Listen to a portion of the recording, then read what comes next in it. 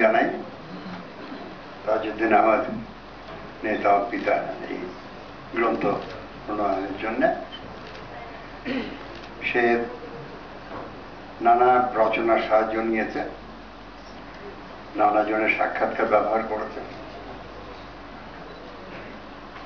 নানা দলিল পত্র কেটেছে, তার অনেকখানি এর সঙ্গে সঞ্চালিত হচ্ছে।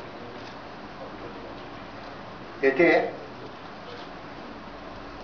কিছু কথা আছে যেগুলো বিতর্ক সৃষ্টি করবে, তার কারণ সে একটা দৃষ্টিভঙ্গি থেকে সময়টাকে দেখেছে, ইতিহাসের বিশ্লেষণ করার চেষ্টা করেছে। আমাদের সকলের কাছে তা পছন্দ নাও হতে পারে, কিন্তু সে যেভাবে অগ্রসর হচ্ছে তাতে বলা যাবে যে সত্যের যতদূর কাছে পৌঁছানো সম্ভব হয় সেই চেষ্টা সে করেছে।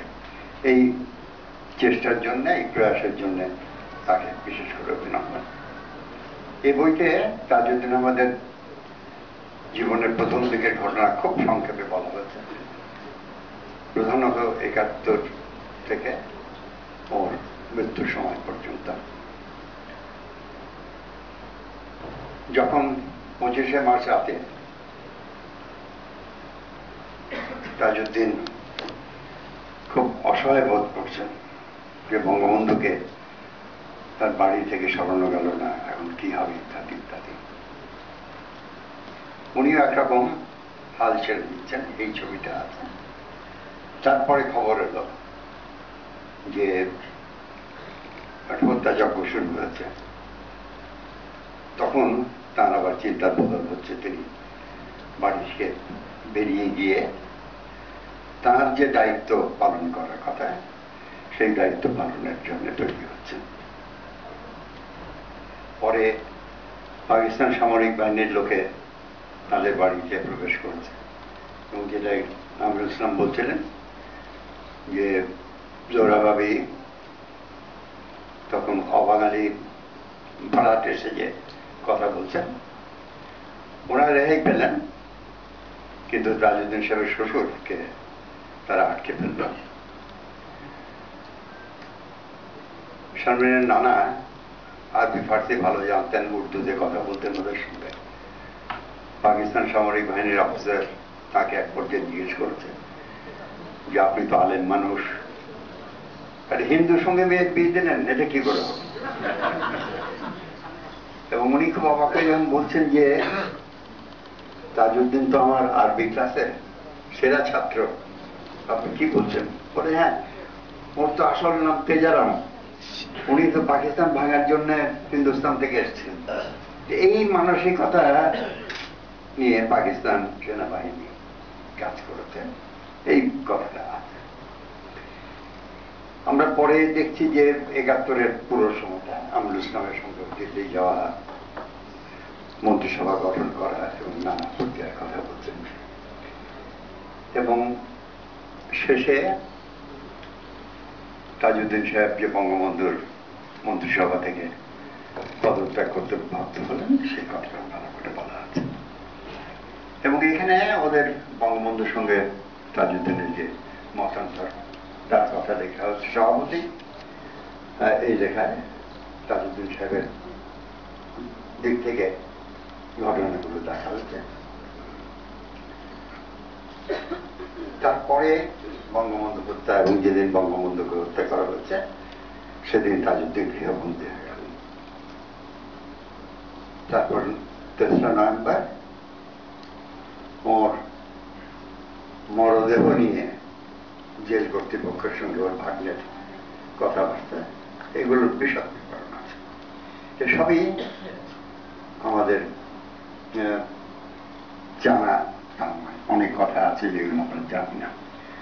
কাজে বই আমাদেরকে কিছু নতুন কথা জানাবে এবং এই বিশ্লেষণ আমাদের ভাবতে শেখাবে।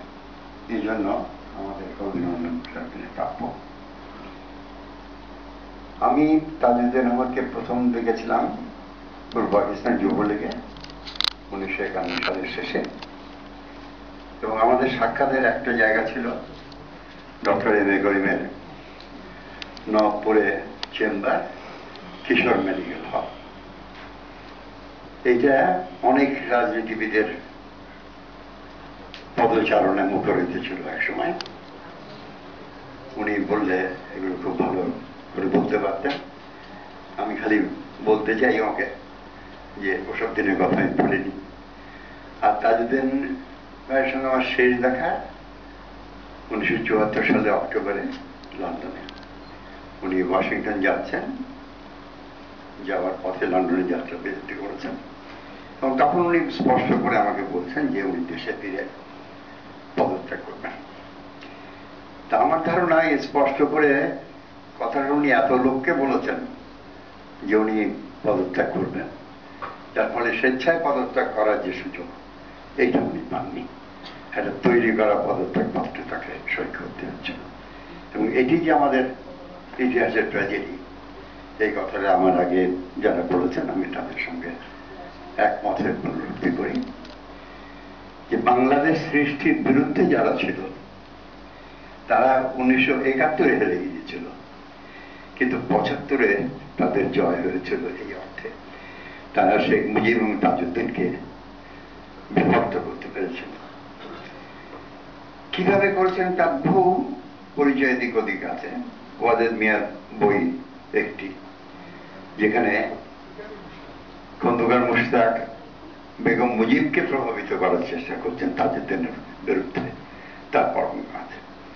অতএব তাজউদ্দিনের বিরুদ্ধে বঙ্গবন্ধুকে প্ররোচিত করার জন্য এদের চেষ্টার কোনো অভাব ছিল না, এবং সেই চেষ্টা একসময় তারা সফল হয়েছে।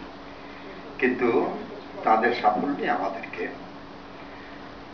চরম বিপদের মধ্যে ফেলেছে। বঙ্গবন্ধু চলে গেছেন, তাজউদ্দিন জানতেন যে তিনিও এই ঘাতকদের থেকে বাঁচবেন না, সেই পথে তাকেও যেতে হয়েছে, এবং আমাদের দেশের যে ক্ষতি সেটা সেদিন চরম ক্ষতির সম্মুখীন হয়েছে।